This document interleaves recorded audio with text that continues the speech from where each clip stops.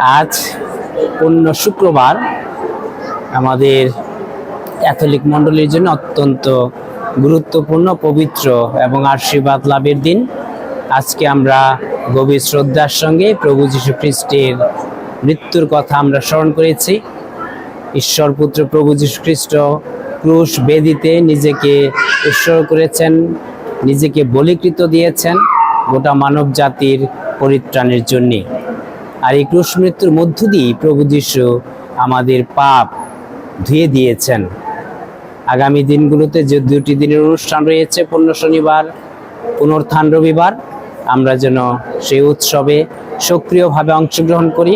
প্রভু যীশু খ্রিস্টের পুনরুত্থানের শান্তি, আশীর্বাদ, আনন্দ পরিবারে, ব্যক্তি জীবনে লাভ করি, সেই প্রত্যাশা রেখে সবার সুস্বাস্থ্য, সার্বিক মঙ্গল কামনা করে, শুভ কামনা করি এই পুনরুত্থান উৎসবে আজকের এই পূর্ণ শুক্রবারে।